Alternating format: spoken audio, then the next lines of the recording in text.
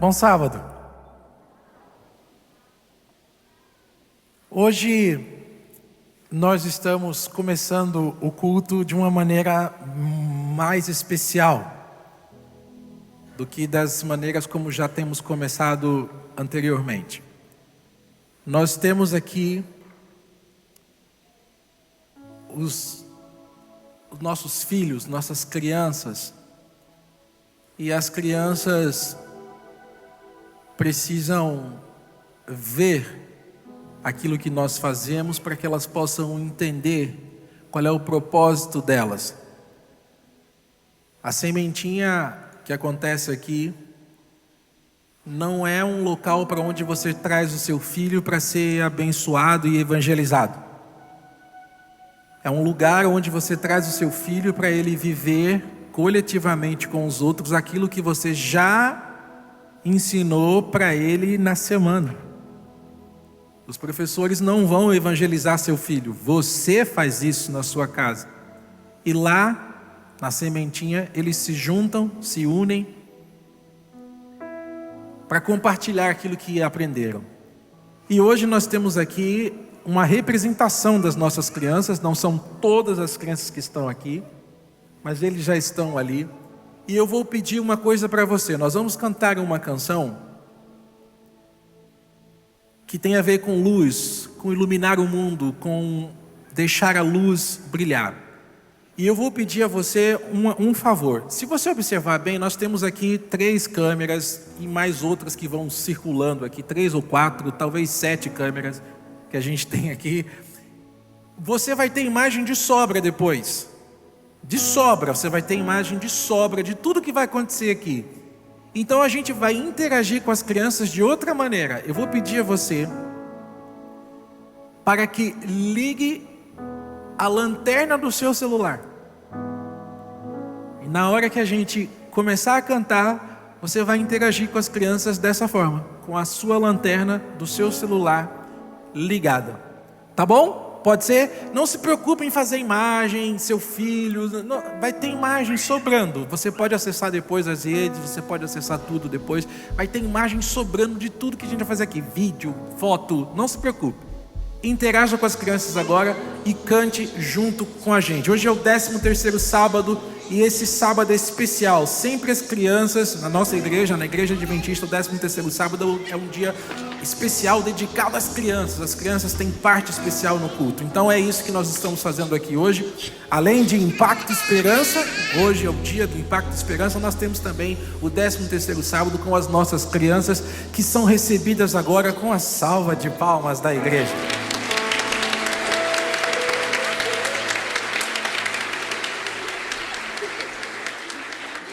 Muito bem, vamos interagir, vamos cantar e vamos deixar a nossa luz brilhar. Vamos lá, banda!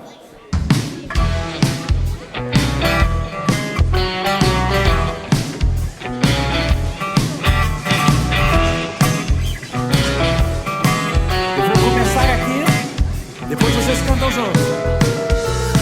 Minha pequena luz, vou deixar brilhar.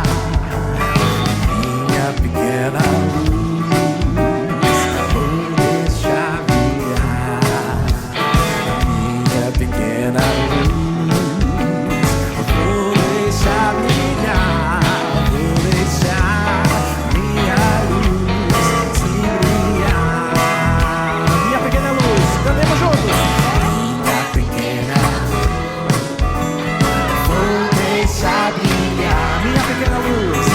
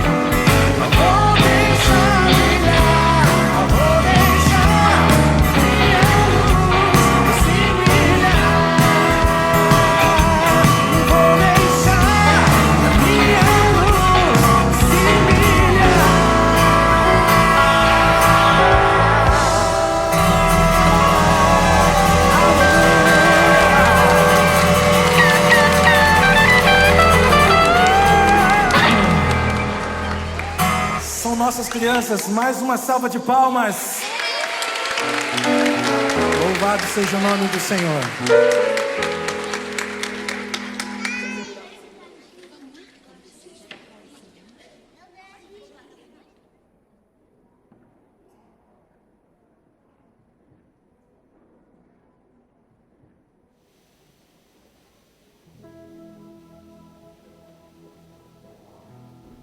Gente, na nossa igreja, uma das mais lindas bênçãos é saber que as próximas gerações estão sendo cuidadas.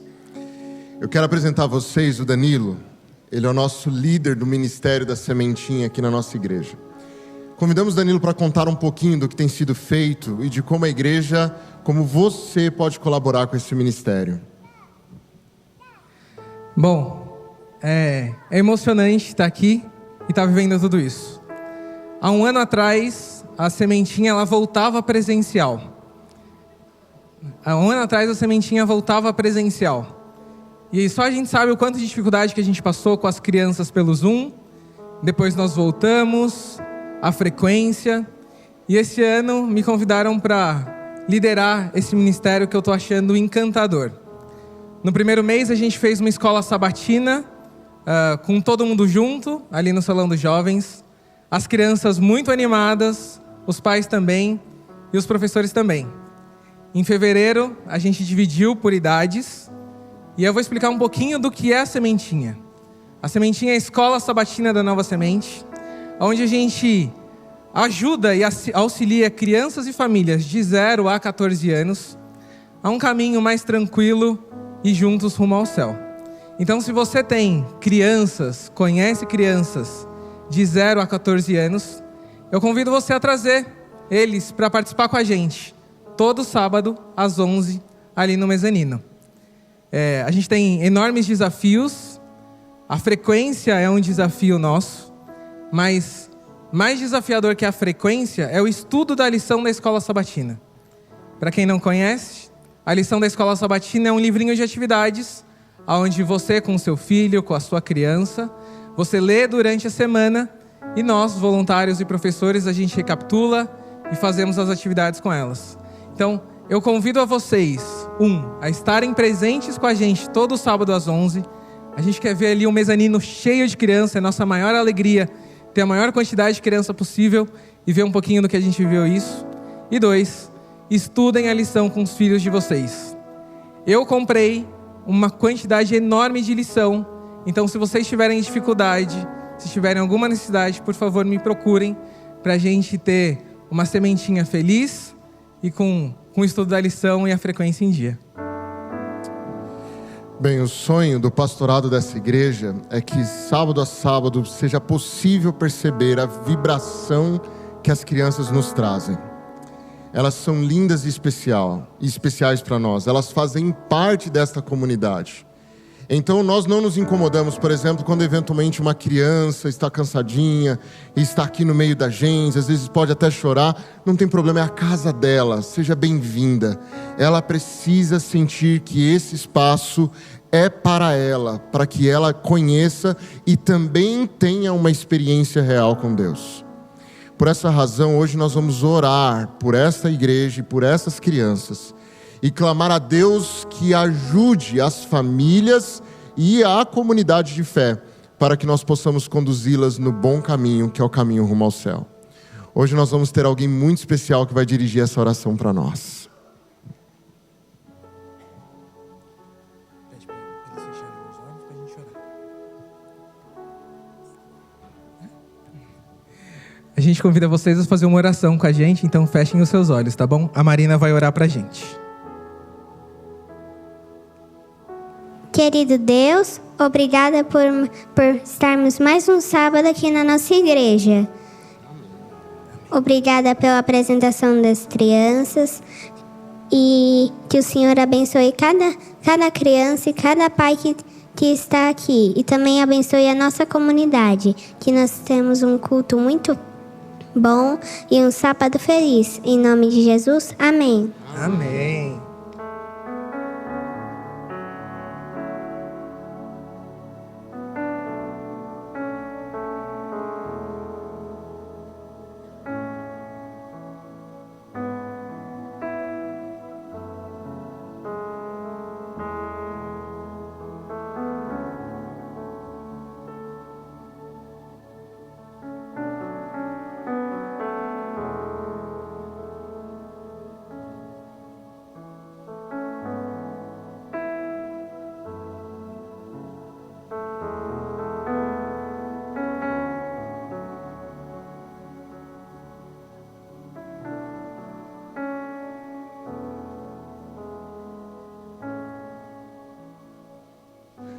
Gente, hoje eu queria começar contando uma história para vocês. É uma história que está lá em Gênesis, capítulo 28. A história conta um trechinho do que Jacó viveu. Um momento em que ele está saindo da terra dos pais dele, depois de ter se desentendido com o irmão dele. Então ele se encaminha para a terra dos tios dele. É uma viagem longa, ele sai do conforto da casa dos pais dele. E no meio do caminho ele para descansar, né? E acaba pegando no sono. Deus aproveita esse momento para falar com ele. E Deus diz o seguinte, dentre várias promessas, ele diz: eis que eu estou contigo, e eu te guardarei por onde quer que fores.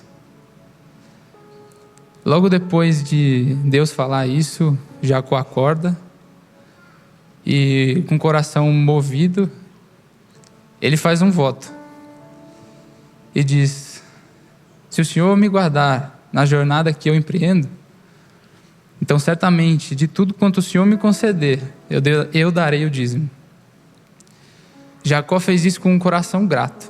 Ele reconheceu que o que ele recebeu, mesmo ainda em promessa, foi um presente dado por Deus. Então eu queria dizer, minha intenção hoje é trazer à consciência algo que eu queria que vocês lembrassem todas as vezes que vocês forem devolver o dízimo. Que o coração de vocês, a devolução do dízimo deve ser movida por um coração grato. Um coração que reconhece que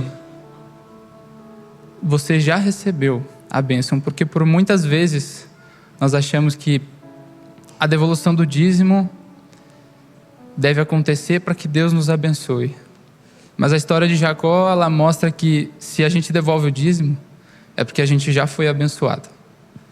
Então, eu queria que vocês refletissem sobre isso hoje, enquanto os diáconos passam as salvas. E você também pode contribuir através da chave Pix que aparece no telão. E especialmente para você que está em casa, essas informações vão aparecer na tela, tanto o QR Code como a chave. E eu peço para que depois que você fizer a sua contribuição, você envie um e-mail para esse mesmo e-mail da chave, dizendo se a sua contribuição ela é um dízimo ou uma oferta. Porque se ela for um dízimo, ela vai ser usada para um propósito geral de propagação do Evangelho na nossa igreja. E a oferta, ela é destinada à manutenção da logística da nossa comunidade, especificamente. Então, essa é a mensagem que eu deixo para vocês. E é isso.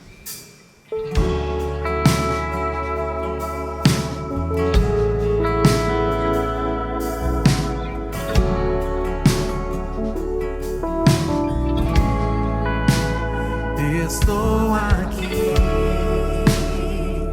respondi teu chamado pra servir, usa-me.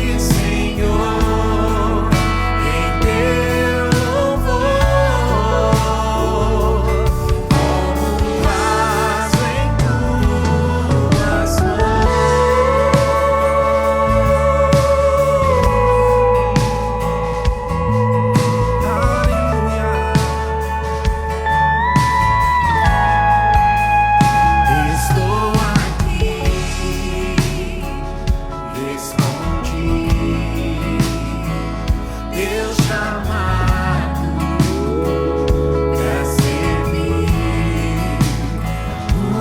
usa-me, eu sou teu, pra fazer o teu querer.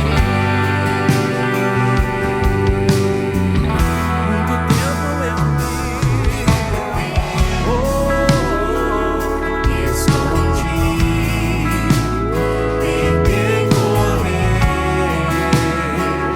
e fugir, mas agora eu sou teu, pra fazer o teu querer. Eu quero ser o servo, quero ser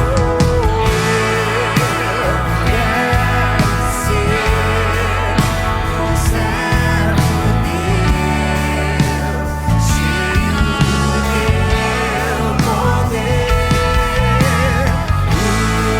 Usa-me, Senhor, em teu louvor, como um vaso. Eu quero ser um servo teu, cheio do teu poder. Usa-me, Senhor, em teu louvor, como um vaso em tuas mãos, como um vaso em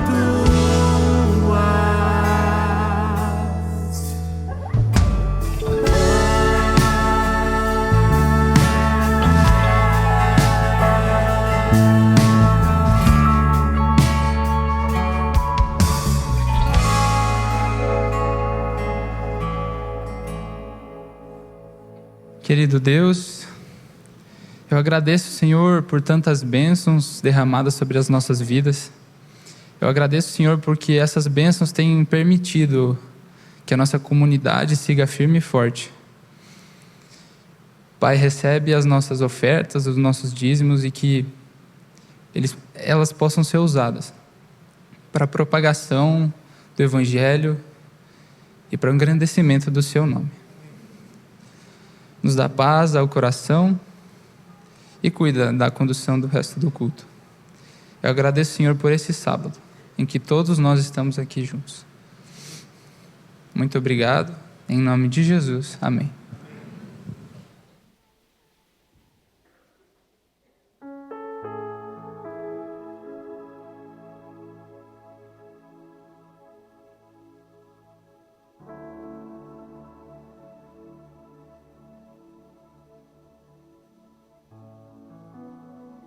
Agora sim, esse é um momento muito especial. Derek, por favor, vem aqui. Dudu, acompanha a gente aí. Vai ficar bonito. O Derek conheceu a Nova Semente há aproximadamente uns 4 anos. Nesse período também, Deus deu para ele pessoas muito especiais nessa jornada.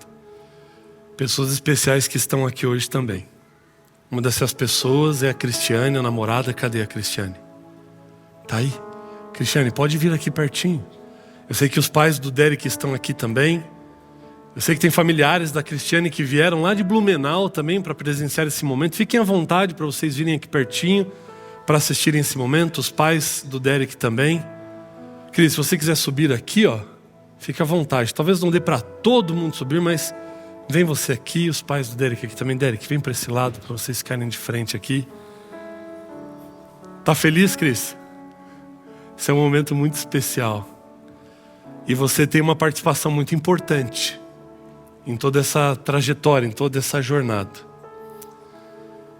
4 anos, de idas e vindas, de muitos encontros, ora lá em Blumenau, ora aqui em São Paulo.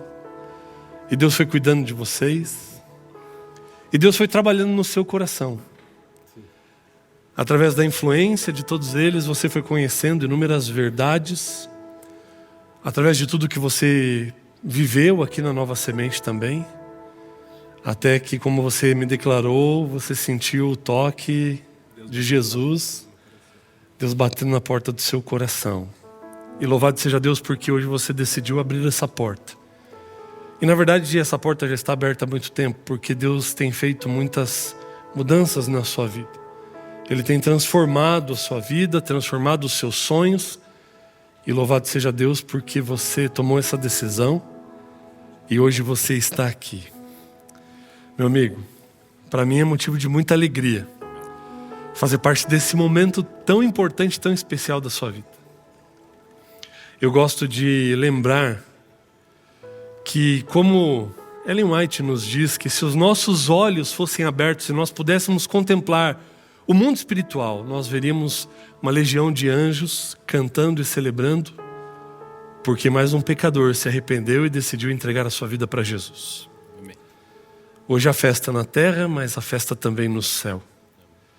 E é por isso que, seguindo o desejo do teu coração, eu, como ministro do Evangelho, seguindo a ordem do Mestre Jesus para o perdão dos seus pecados, para que o seu nome seja escrito no livro da vida e você receba dele um novo coração, eu te batizo, em nome do Pai, do Filho e do Espírito Santo.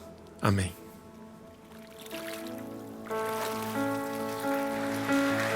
Parabéns, Henrique. Deus te abençoe, viu? Parabéns, Cris, por todo o apoio que você deu nessa caminhada, aos demais amigos e familiares. Que Deus continue abençoando e usando cada um de vocês. E agora mais um para esperar a volta de Jesus junto com a gente. Que Deus abençoe a todos. Eu quero ser um servo teu, cheio do teu poder.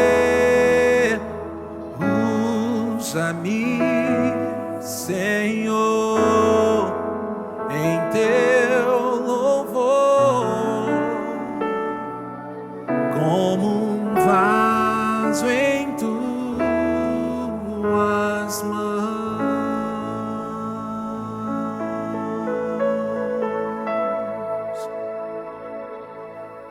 Amém.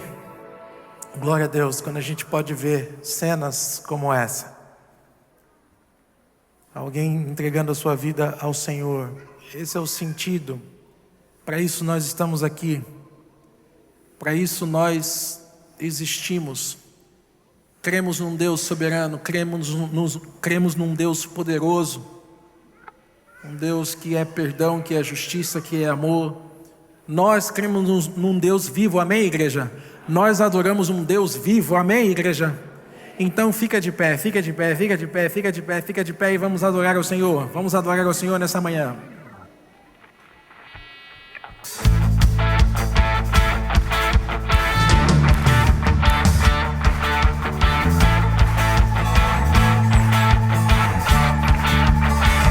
Diga comigo. No princípio era o verbo e o verbo era Deus. Tudo foi feito por ele, nada sem ele se fez.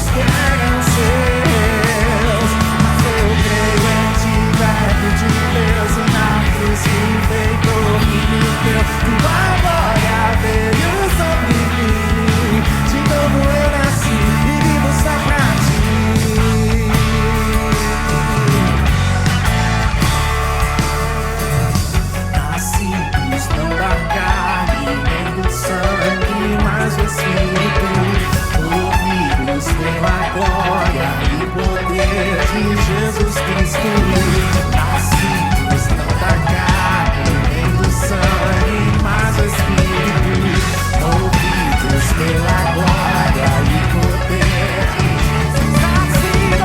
Nascidos não da carne nem do sangue, mas do Espírito, movidos pelo e o poder.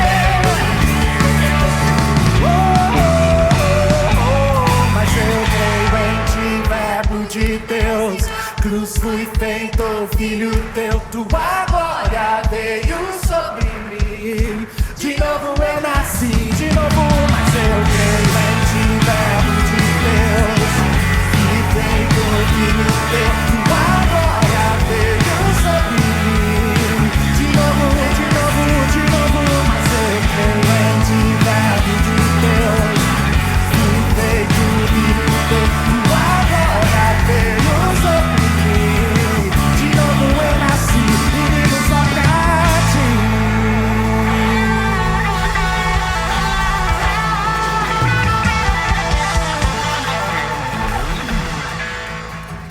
Nascidos não da carne nem do sangue, mas do Espírito, movidos pela glória e o poder de Jesus Cristo.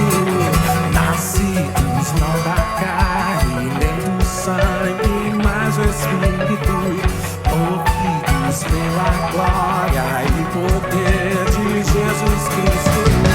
Nascidos.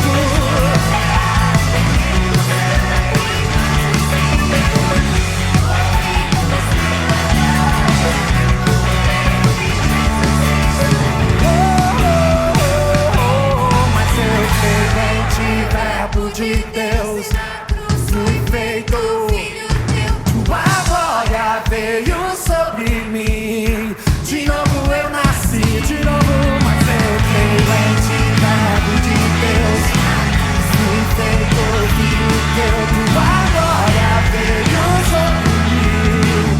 De novo eu nasci, de novo, mas eu creio em ti, Verbo de Deus. Fui feito, filho teu, tua glória veio sobre mim. De novo eu nasci e vivo só pra ti. Aleluia. Louvado seja o nome do Senhor. Nós nos alegramos na presença do Senhor. E o que é melhor, a gente não precisa de aditivo, não precisa de substância alcoólica, química, nada disso. Basta a consciência de que fomos salvos pelo sangue de Jesus. Amém? Todos nós que aqui estamos somos alvo da graça do Senhor Jesus. Você é alvo, eu sou alvo. O amor de Deus se estendeu até nós. Sem Cristo, a Bíblia diz que nele, por ele e para ele são todas as coisas. Tudo que nós recebemos, recebemos em Cristo. Toda a graça que nós temos hoje na vida, recebemos em Cristo. Todo o amor que temos, recebemos de Cristo. Por causa de Cristo, todas as bênçãos nas regiões celestiais estão sobre nós. Amém, igreja? É Cristo. O segredo é Cristo. Você quer ter uma vida eterna? Cristo. Você quer encontrar-se agradável a Deus? Você que tem um sacrifício que Deus se agrada? Cristo. Você tem que estar em Cristo. Aquele que está em Cristo é nova criatura. Amém, igreja? As coisas velhas se passam, tudo se faz novo em Cristo.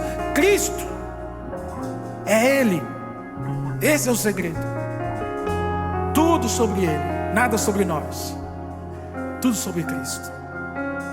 Cante comigo assim. Impossível para mim do pecado escapar. Há inclinações em mim que me levam a falhar. É preciso um poder que opere em meu interior.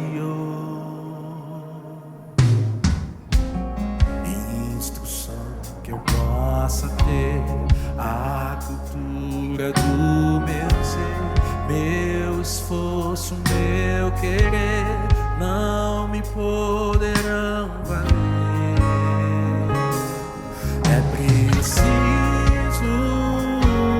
poder que opere em meu favor.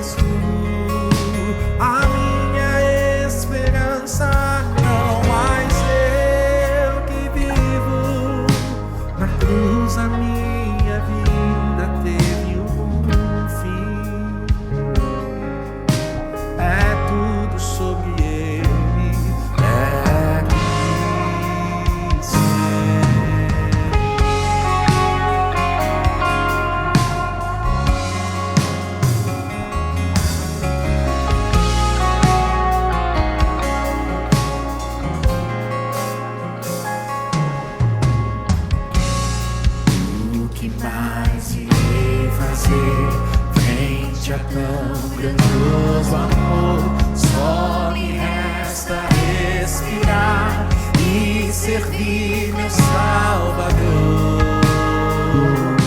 receber o seu poder e anunciar-o com fervor. Cristo, justiça que me alcança.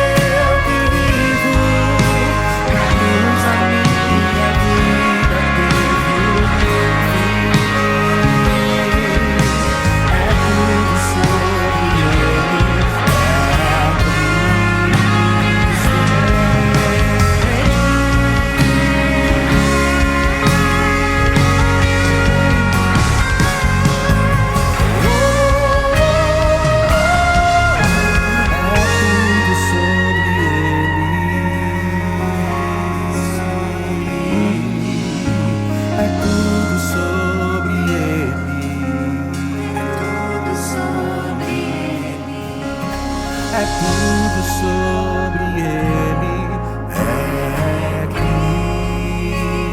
Cristo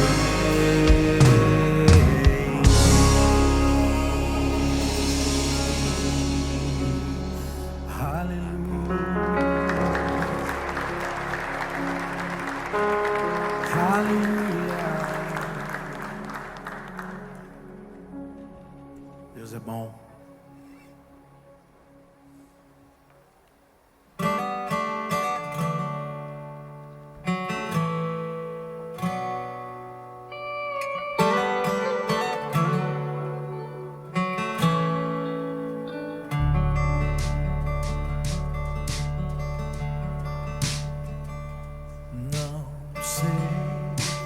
Que de Deus amor a mim se revelou,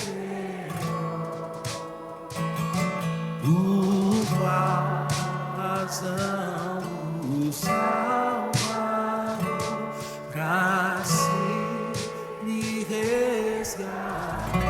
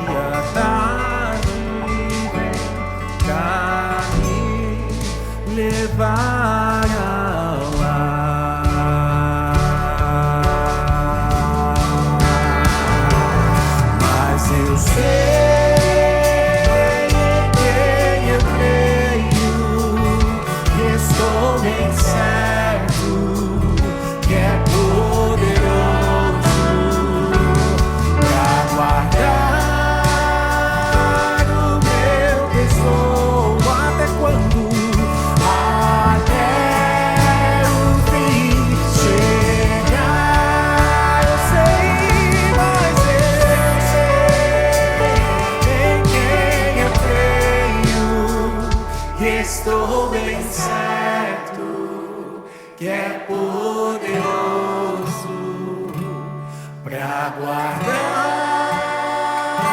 o meu tesouro até o fim chegar.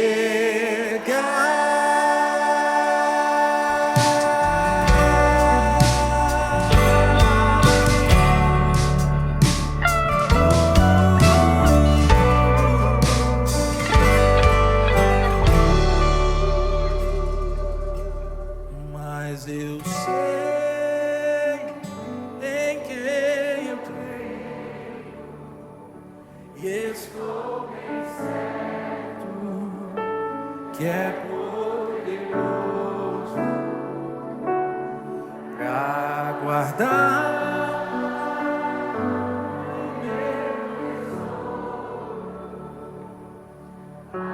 até o fim chegar.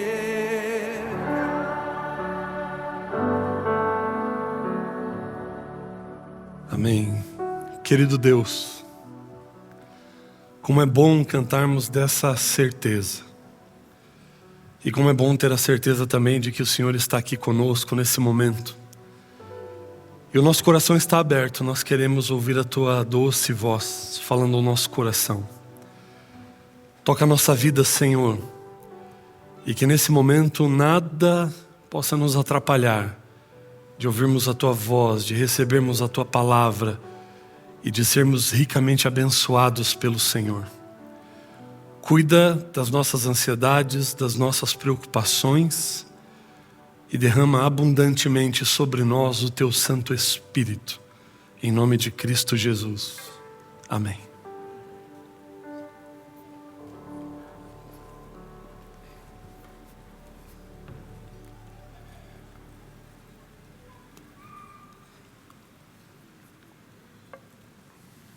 Bom dia.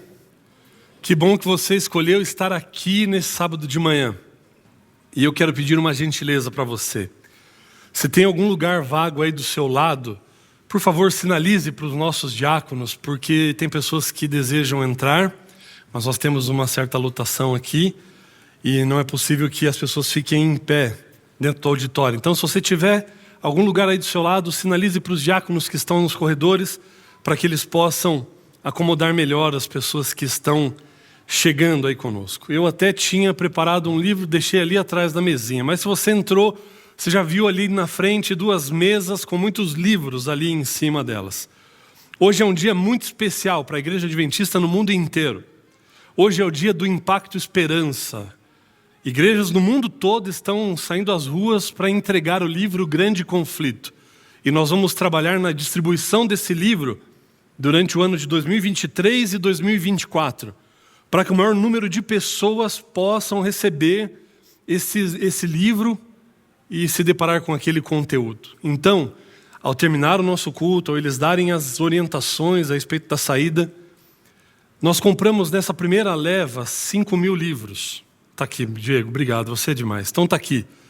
Nós temos ali 5.000 exemplares e tomando aqui por base as atividades que os nossos aventureiros vão realizar hoje à tarde, eles já vão usar uma parte dos nossos livros, os jovens também.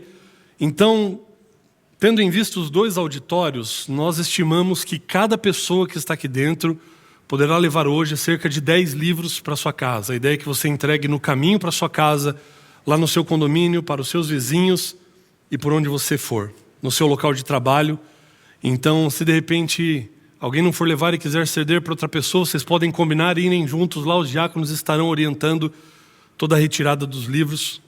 Então, faça uso, leve para sua casa. Essa é a primeira de muitas ações que nós teremos para entregarmos esses livros para as pessoas, para que elas possam conhecer um pouco melhor a respeito da graça e do amor de Jesus e também se prepararem para aquilo que nós nos preparamos, que é para um dia vermos Jesus Cristo voltar. Nós estamos no 3º episódio de uma série que nós começamos com o título Paixão, porque nós estamos caminhando em direção à Páscoa, que acontecerá no dia 8 de abril, no próximo sábado. E eu já quero antecipar para vocês, se preparando, porque no dia 15 de abril nós teremos uma cerimônia muito especial, encerrando essa série, que é a cerimônia da Santa Ceia. Então você que nunca participou, essa é uma grande oportunidade. Para você que já participou, se prepare, se programe, salve essa data para que você possa estar conosco aqui e participar dessa cerimônia. Às vezes, quando nós anunciamos a realização de uma ceia, alguns têm algumas dúvidas. Quem é que pode participar de uma Santa Ceia? Existe uma condição só para você participar da Santa Ceia. É ser pecador.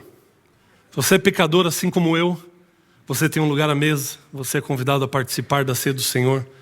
Então todos estão convidados para participarem conosco. Ela será realizada também nos 2 cultos do dia 15 de abril. E nós temos tratado de alguns encontros que Jesus teve quando ele estava caminhando para o Calvário. Nós já falamos da relação dele com Judas, e são personagens que não são tão tratados e tão mencionados, mas nós já vimos no primeiro episódio. O exemplo de Judas, exemplo daquilo que nós não devemos fazer. Vimos no sábado passado a experiência de Simão Cirineu, que teve uma participação muito especial nos últimos momentos da vida de Cristo. E essa participação dele, carregando a cruz, pôde impactar profundamente a sua vida, a vida da sua família e das pessoas ao seu redor. Hoje nós vamos tratar de mais um encontro muito especial que Jesus teve quando estava caminhando para o Calvário. Mas eu não vou dizer o nome desse personagem agora. Eu vou dizê-lo no meio da nossa reflexão. Porque eu quero antes trazer algumas coisas à sua memória, para que nós possamos construir uma ideia que vai ajudar a gente a entender esse encontro, que talvez você não tinha entendido ainda tudo que de fato estava em jogo e o que de fato estava acontecendo nesse momento da história. O tema da reflexão de hoje é o aspirante e o sacerdócio. Deus estabeleceu no meio do seu povo o sacerdócio. O sacerdote tinha uma função especial. Ele era um líder espiritual no meio do povo e ele era também um representante do ministério de Cristo e da pessoa de Cristo. O sacerdote, quando ele foi estabelecido por Deus, tanto no período patriarcal quanto no período do êxodo, através do santuário, ele tinha a função de representar aquilo que Jesus viria fazer. Ele era o intercessor. Ele tinha essa função de representar na sua família, no seu clã, diante do povo. Representar parte do ministério de Cristo, da intercessão que Cristo viria fazer. Representar Cristo Jesus como mediador. Como eu já mencionei, antes de Moisés, no período patriarcal, essa figura do sacerdote, ela caía sobre o pai daquela família, sobre o pai daquele clã. Então essa pessoa tinha essa figura. Você vai ver no livro de Jó, Jó tendo uma postura sacerdotal diante da sua família. Porque a Bíblia vai dizer que os seus filhos realizavam banquetes, e quando eles tinham realizado alguns banquetes, Jó os chamava de madrugada, oferecia holocausto, sacrifício em favor dos seus filhos, para pedir perdão pelo pecado deles, caso eles tivessem pecado, transgredido. Você vai ter essa figura bem clara também em Abraão. Por onde ele ia, ele erigia um altar ao Senhor e sacrificava ao Senhor. Essa figura sacerdotal. Mas quando o povo é liberto agora do Egito e vai começar a sua peregrinação no deserto, Deus vai estabelecer através de Moisés o santuário, e ele vai estabelecer agora o sacerdócio que ministraria diante do povo no santuário que Deus pediu para que Moisés estabelecesse e construísse. Deus vai escolher um homem para que ele e a sua descendência exercessem esse ministério sacerdotal. Em Êxodo capítulo 28, versículo 1, se você tem aí a sua Bíblia, abra Êxodo capítulo 28, no versículo 1.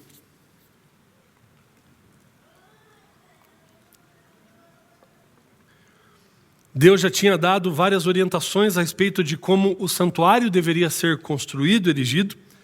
E aqui no capítulo 28, versículo 1, ele vai dizer: chame a seu irmão Arão e separe-o dentre os israelitas e também os seus filhos, Nadab e Abiú, Eleazar e Itamar, para que me sirvam como sacerdotes. Deus estabelece Arão e os seus descendentes para que eles cumpram e assumam essa função diante do povo. A função de serem sacerdotes. Agora Arão os seus filhos, e a partir disso os seus descendentes vão desempenhar essa função. Função essa que fora estabelecida por Deus, e pessoas estas que foram escolhidas por Deus para esse ministério. É bem verdade que diante do povo, quando Deus escolhe a linhagem de Arão para o exercício desse ministério, existe uma murmuração no meio do povo. Poxa, mas por que Arão e não outro? Por que Arão e não eu? Por que a família dele e não a minha? E Deus precisa então deixar isso mais claro e mais visível diante do povo, que realmente era Deus quem estava escolhendo Arão e a sua família. E aí quando a gente vai lá para Números, capítulo 18, nós vamos ver algo que Deus mesmo estabeleceu para que ficasse evidente diante do povo que Deus havia escolhido Arão e os seus descendentes. Números, capítulo 18, versículos 6 e 7. E ali diz assim: eu mesmo escolhi os seus irmãos, os levitas, dentre os israelitas, como presente para vocês, dedicados ao Senhor para fazerem o trabalho da tenda do encontro. Mas somente você e os seus filhos poderão servir como sacerdotes em tudo que se refere ao altar e ao que se encontra além do véu. Dou a vocês o serviço do sacerdócio como um presente. Qualquer pessoa não autorizada que se aproximar do santuário terá que ser executada. E como Deus faz isso? Deus pede então que Moisés oriente aos líderes de cada uma das 12 tribos, para que cada líder traga o seu cajado, a sua vara, o seu bordão. E cada um desses líderes escreve na sua vara o seu nome, para que ela pudesse ser identificada. Ela é colocada dentro do santuário, perto da arca. E ela fica ali de um dia para o outro. E no dia seguinte, Moisés vai até o santuário para tomar aquelas varas. E o sinal que Deus tinha estabelecido era que a vara que florescesse, que apresentasse alguns brotos, era a vara daquele que Deus realmente tinha escolhido. E isso serviria como um sinal de que aquela linhagem seria escolhida e eleita para o sacerdócio. Quando Moisés vai lá e toma aquelas 12 varas, a vara de Arão floresceu. A partir desse momento ela é guardada dentro do santuário como um sinal de que Deus o havia escolhido para essa função e havia escolhido também os seus descendentes. Fica claro para o povo o caminho que fora feito. Deus escolheu esse caminho para poder estabelecer o sacerdócio. Havia toda uma cerimônia de ordenação com sacrifício de cordeiros para que esses sacerdotes fossem então ordenados ao exercício do seu ministério. Com o passar do tempo, alguns levitas também acabaram se tornando sacerdotes. As coisas foram mudando ao longo do tempo. A verdade é que Deus também escolhe os levitas para servirem no templo. Tanto que quando eles chegam a Canaã e as terras são divididas, os levitas não recebem uma porção de terra, porque eles vão se dedicar exclusivamente ao trabalho do templo e eles serão sustentados então pelos dízimos recolhidos das outras tribos. Eles servem com os cânticos, eles servem com todos os utensílios do tabernáculo, no cuidado, na disposição, e os sacerdotes da linhagem de Arão ministram diante do povo, oferecendo o sacrifício como oferta pelos pecados e também recolhendo todas as ofertas que eram fruto de gratidão. Como eu disse, o tempo vai passando, os anos vão passando, o povo ali em Canaã, a demanda é muito grande.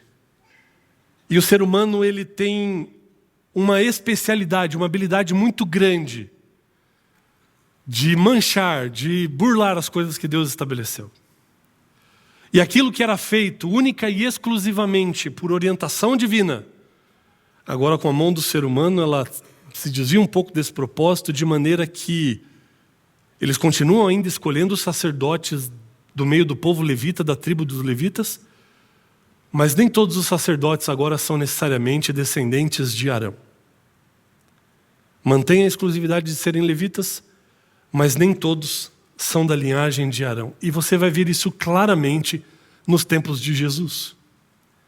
Porque nos tempos de Jesus você já tinha tido um sumo sacerdote, que era Anás, e agora nos tempos de Jesus você vai ter um sumo sacerdote chamado Caifás, que já não são mais escolhidos por essa prerrogativa. de serem necessariamente descendentes de Arão. Eram levitas, porque todo levita poderia, nesse momento, se tornar um sacerdote, por conta dessa mudança.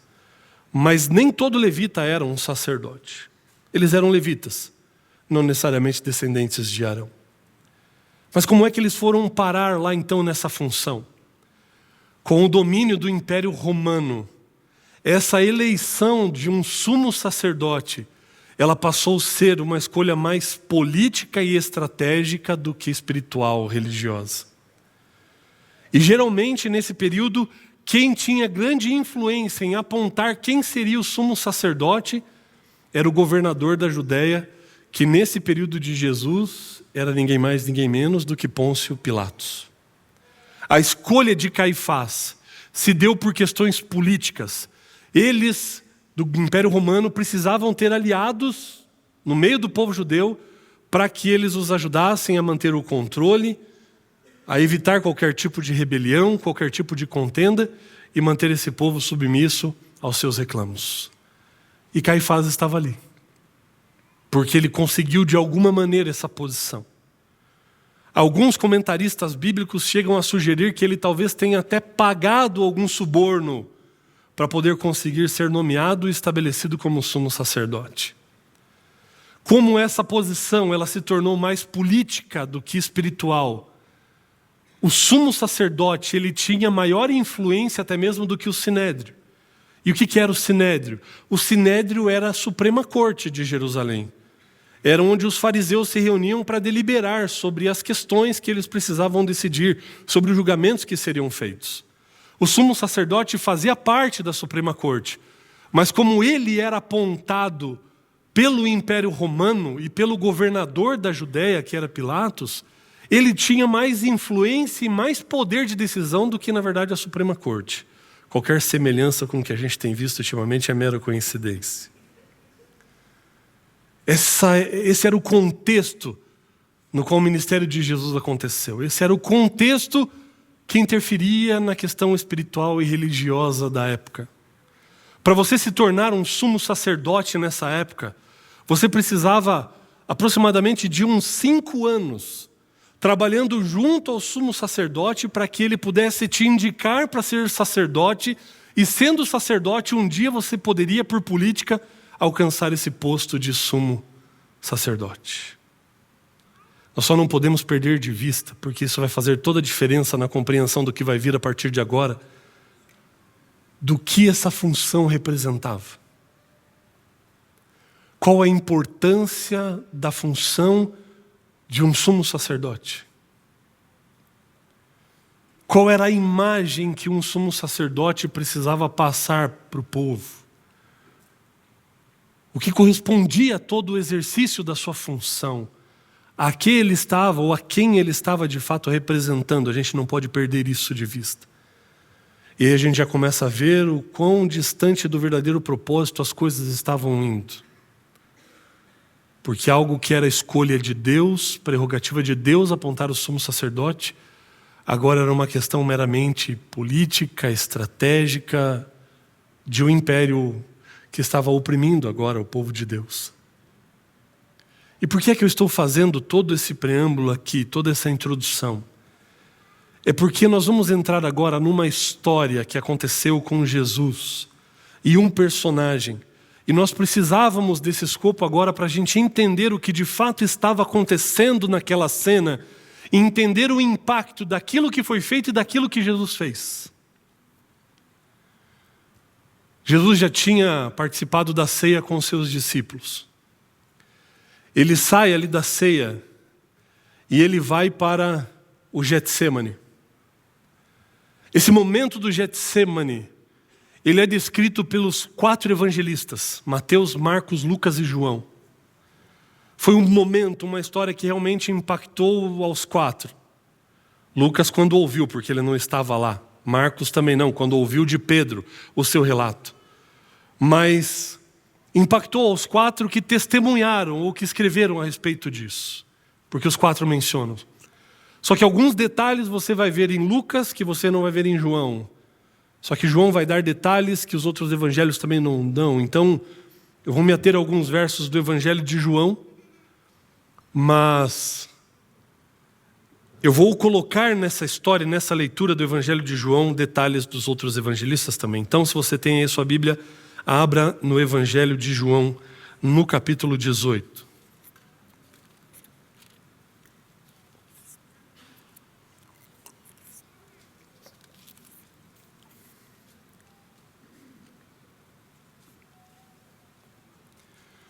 Evangelho de João, capítulo 18, nós vamos ler a partir do primeiro verso. E ali diz assim: tendo terminado de orar, Jesus saiu com seus discípulos e atravessou o vale do Cedron. Do outro lado havia um olival onde entrou com eles. Ora, Judas, o traidor, conhecia aquele lugar, porque Jesus muitas vezes se reunira ali com seus discípulos. Então Judas foi para o olival, levando consigo um destacamento de soldados e alguns guardas enviados pelos chefes dos sacerdotes e fariseus, levando tochas, lanternas e armas. Só um detalhe aqui. Judas já tinha saído, já tinha se vendido ou vendido Jesus pelas 30 moedas de prata, e agora ele vem com os soldados. Mas aqui é mencionado 2 grupos de soldados. Porque existiam os soldados romanos e a guarda do templo. Havia uma hierarquia dentro dessas forças militares, vamos assim dizer. Os guardas romanos tinham total autoridade, pleno controle das coisas. Eram o topo da hierarquia militar. Mas eles permitiam que o sumo sacerdote tivesse também, para os serviços que precisassem no templo, uma guarda do templo. É mais ou menos como a gente pensar aqui na Polícia Federal, a Polícia Militar e a Guarda Municipal. A guarda do templo era como se fosse uma guarda municipal. Essa guarda do templo, ela era utilizada para atender ocorrências menores e que tivessem a ver diretamente com coisas relacionadas ao serviço do templo, à ordem do templo. Para outras questões, era preciso acionar os soldados romanos. E um guarda do templo, ele não podia desembainhar a sua arma na presença de um soldado romano, a menos que ele o autorizasse. Essa é a hierarquia.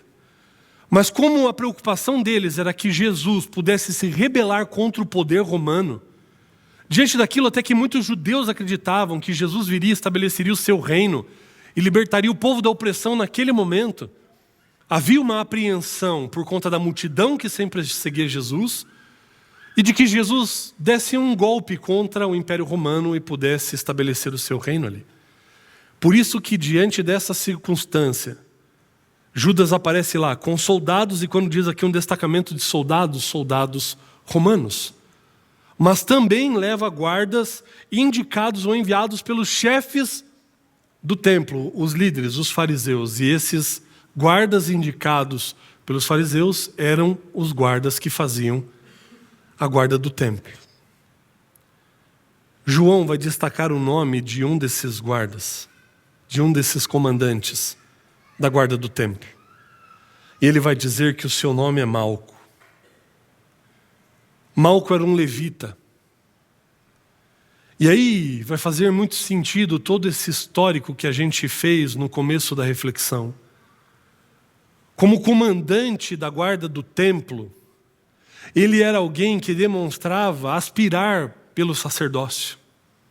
Como tantos outros levitas que não eram necessariamente da linhagem de Arão, já tinham sido. Malco aspirava por isso também. E foi galgando algumas posições no seu serviço, de maneira que agora ele é chamado de servo do sumo sacerdote. Era o seu ajudante imediato, o que nos sugere, pelo seu contexto, de que Malco já estava passando por aqueles 5 anos de teste, de aprovação, para que o nome dele pudesse ser indicado para ser um sacerdote. E quem sabe um dia, sendo sacerdote, poder chegar também ao exercício do sumo sacerdócio. Esse era Malco. Malco estava ali.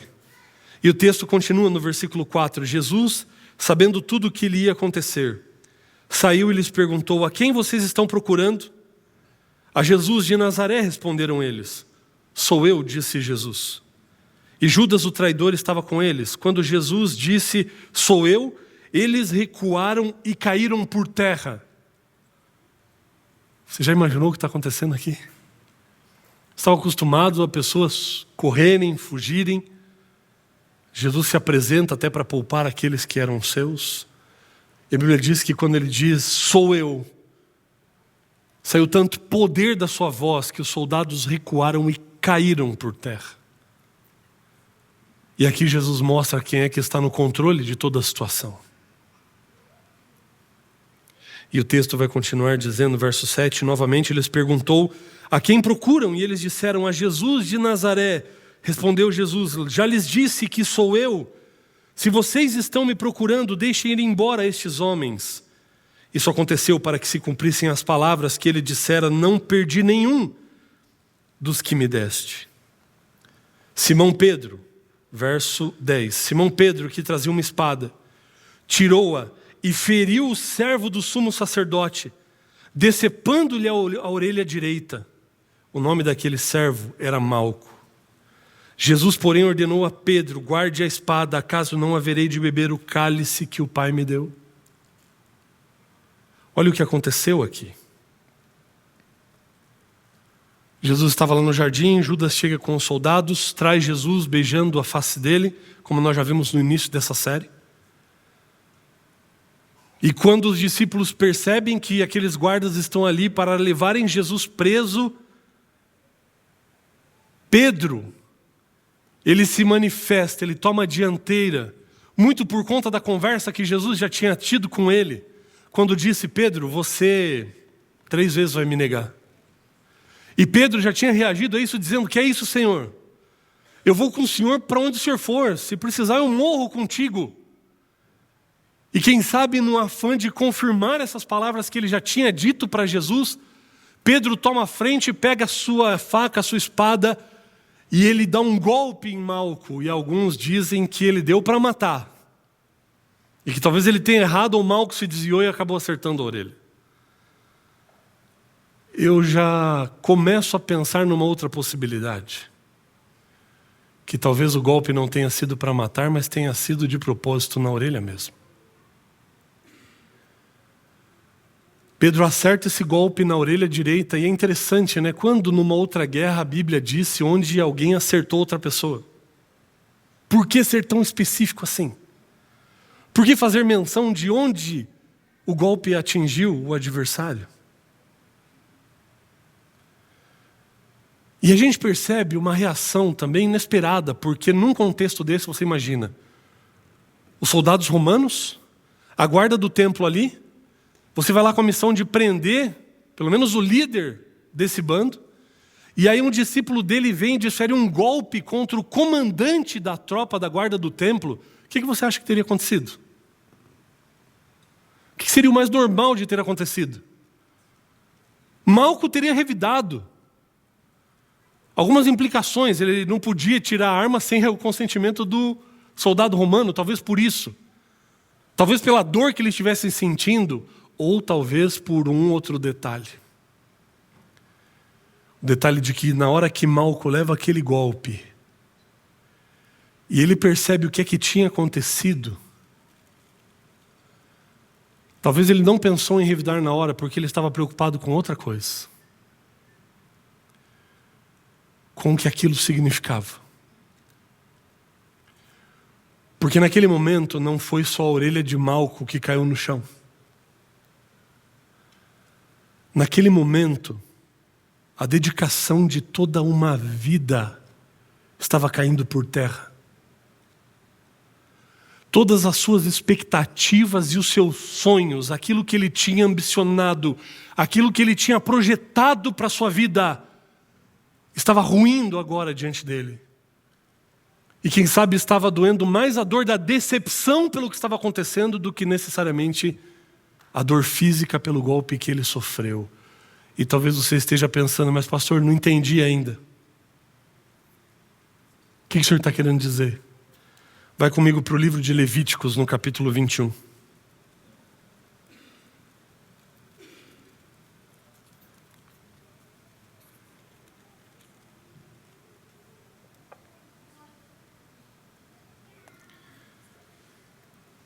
Levítico capítulo 21.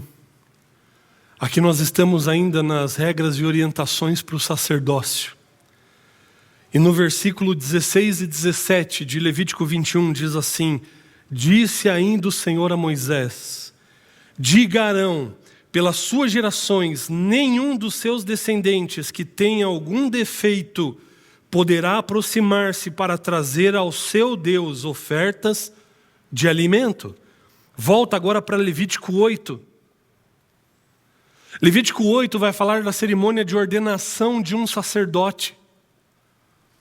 E lá em Levítico 8, a Bíblia vai descrever que para essa cerimônia de ordenação do sacerdote eram necessários 3 cordeiros.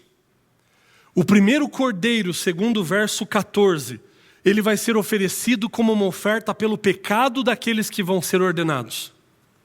O segundo cordeiro, segundo o verso 18, ele vai ser oferecido como uma oferta agradável a Deus. E o terceiro cordeiro, ele vai ser imolado, vai ser oferecido como uma oferta pela ordenação. Havia um procedimento com o sangue, com a carne e com a gordura de cada um desses animais que precisava ser feito.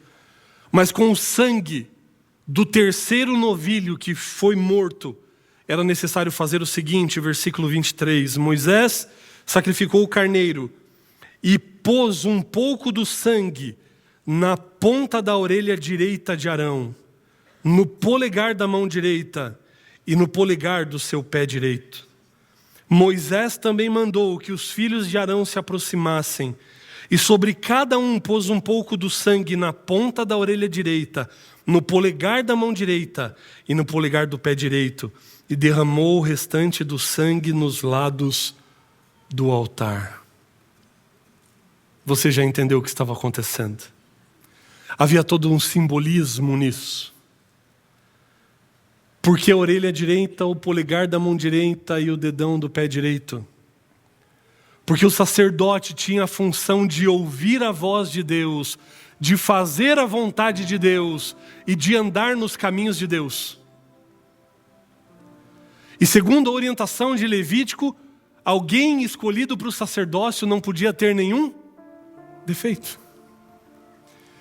Malco desejava isso, Malco aspirava por isso. Ele já estava há quanto tempo servindo no templo como comandante da guarda para poder alcançar esse sonho um dia. Mas aí ele está ali para prender Jesus. E essa história, ela é demais, ela é contraditória, ela é irônica, enfim, ela é paradoxal. Porque lembra do começo? Qual é a função de um sacerdote? A partir de que existe o sacerdócio? Não é para representar Cristo. Não é para representar e apontar para a vida e para o ministério de Cristo. Sem Cristo não existe sacerdócio. Então ele está ali diante da referência daquilo que ele mais almejava, mas não reconhecia naquele nazareno o Cristo, o Messias a quem ele deveria representar.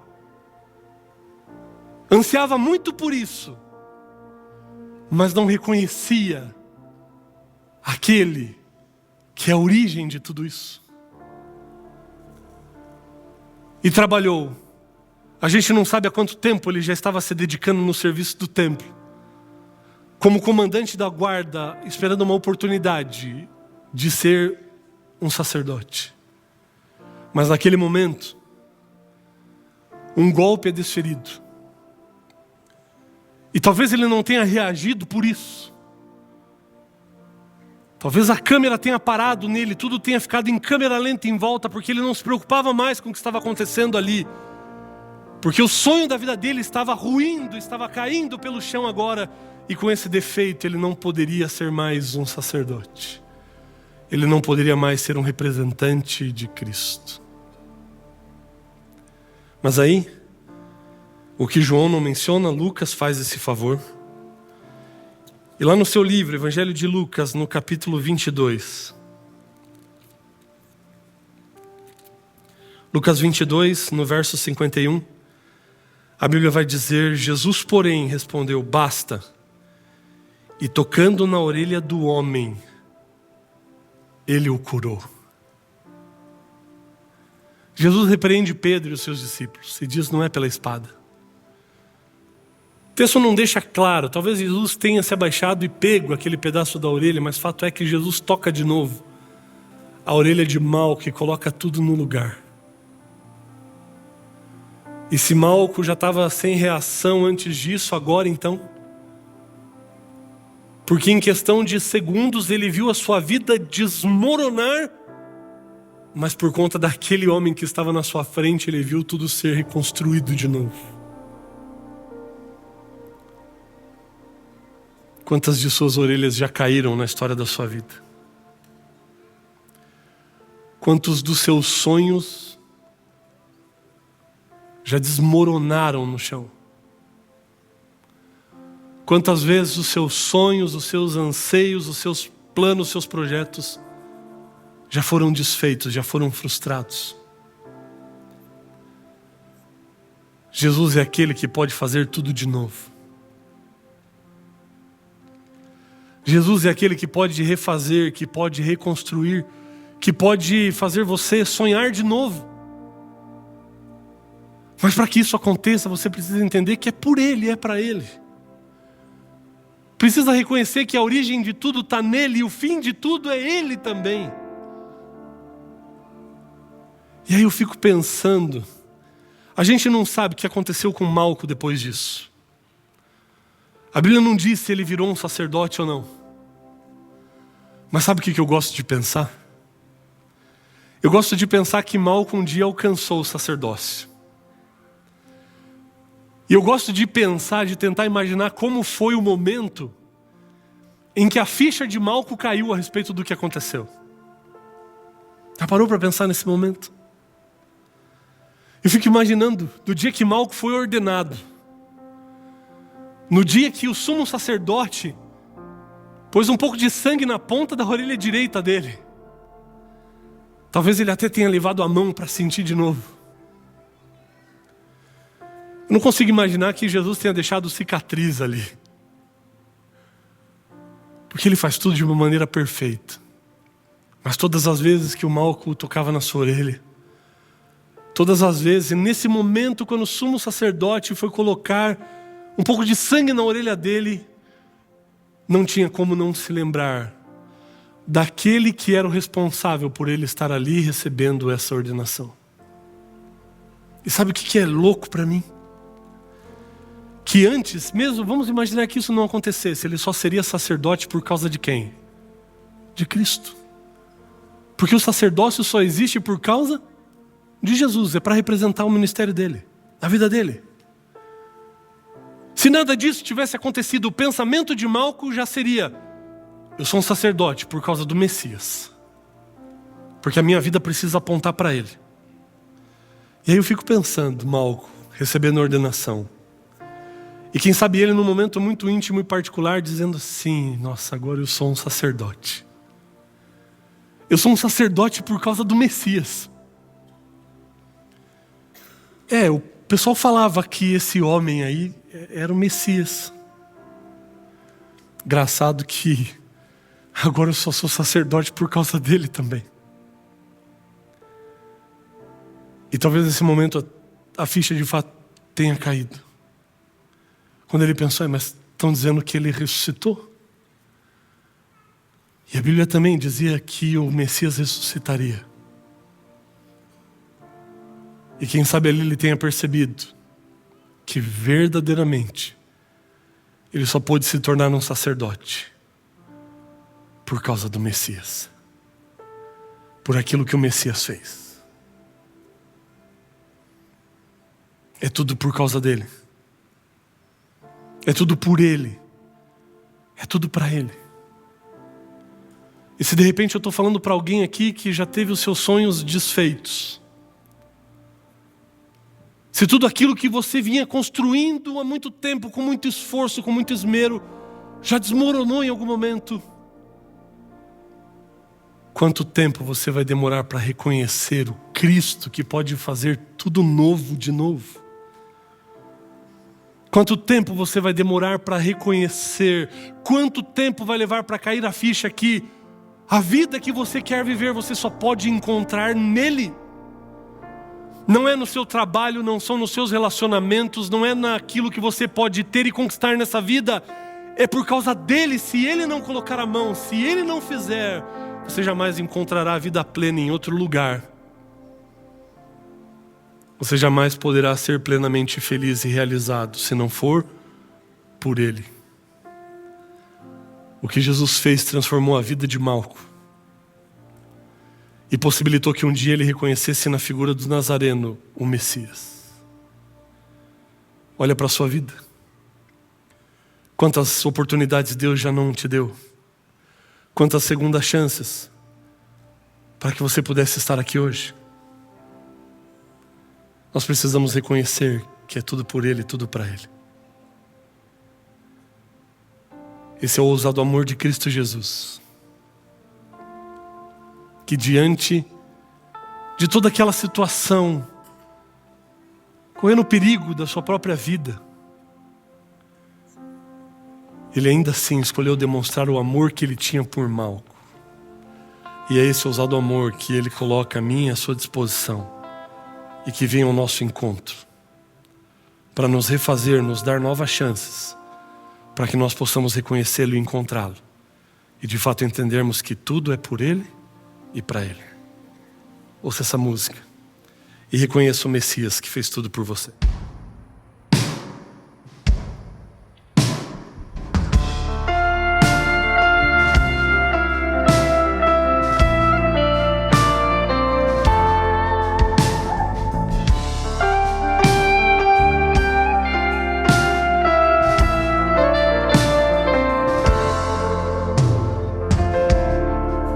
Antes de eu falar, tu cantava sobre mim. Tu tens sido tão, tão bom pra mim. Antes de eu respirar, sopraste tua vida em mim. Tu tens sido tão, tão bom pra mim. Oh, impressionante, infinito e ousado amor de Deus. Oh, quem deixarás 99 só pra me encontrar? Não posso comprá-lo, nem merecê-lo. Mesmo assim se entregou. Oh, impressionante, infinito e ousado amor de Deus.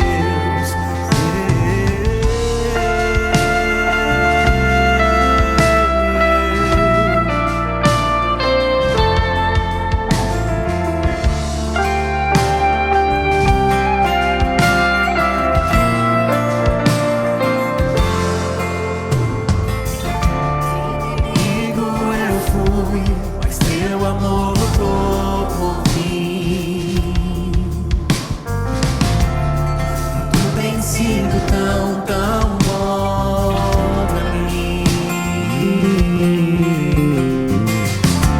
Não tinha valor, mas tudo pagou por mim. Tu tens sido tão, tão bom pra mim. Oh, impressionante, infinito e ousado amor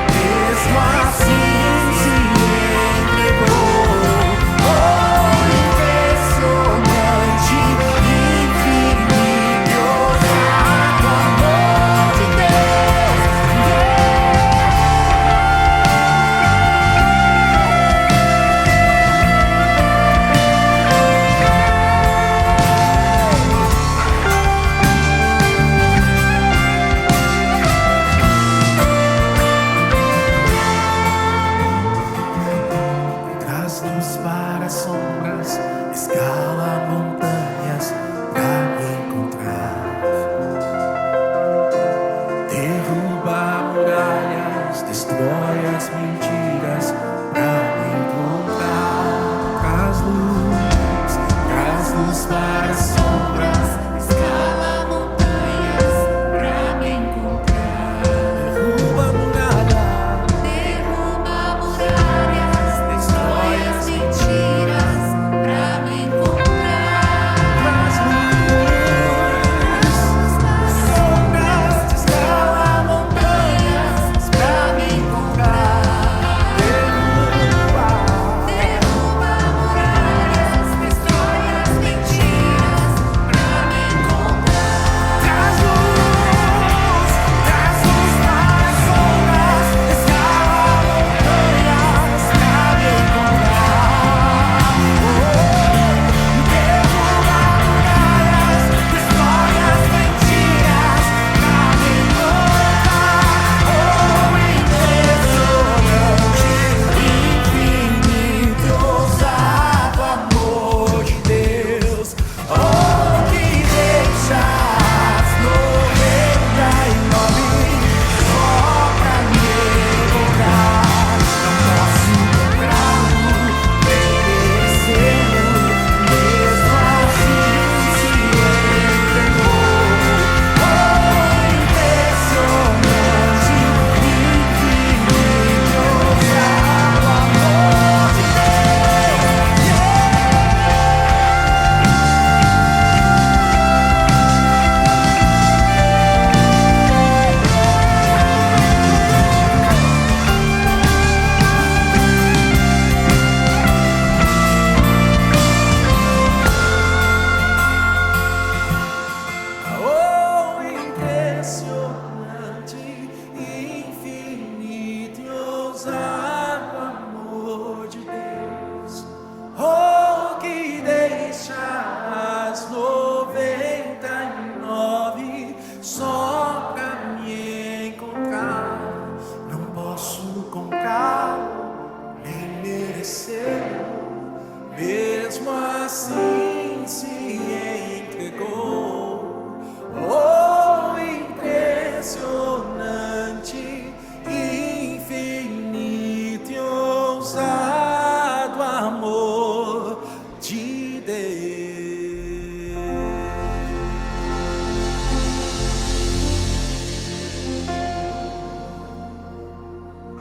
Querido Deus, muito obrigado porque no caminho da nossa vida o Senhor nos encontra. E às vezes encontramos ao Senhor com sonhos desfeitos, planos frustrados. Mas o Senhor é aquele que pode restaurar todas as coisas.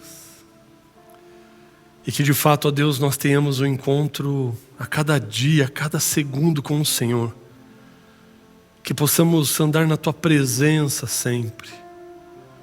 E que assim como o Senhor impactou a vida de Malco e transformou a vida dele, restaurou todos os seus planos e sonhos, que o Senhor possa fazer isso conosco hoje, a fim de que possamos Te encontrar em cada passo da nossa vida. Que possamos Te reconhecer, ó Deus, em cada momento. Reconhecermos que é tudo pelo Senhor, é tudo para o Senhor. Que possamos reconhecer que não existe vida em nenhum outro a não ser no Senhor Jesus Cristo. Porque Ele veio para que tenhamos vida e vida em abundância. E que possamos encontrar essa vida nele. Que possamos de mãos dadas com o Senhor desfrutarmos do melhor que o Senhor preparou para essa vida enquanto aguardamos a vida plena, perfeita e futura que está por vir. Abençoa o Teu povo, ó Deus, restaura os nossos sonhos, restaura em nós a salvação e que de fato hoje possamos ter tido um encontro especial com o Senhor e que saiamos daqui transformados. Abençoa-nos hoje e sempre, em nome de Cristo Jesus.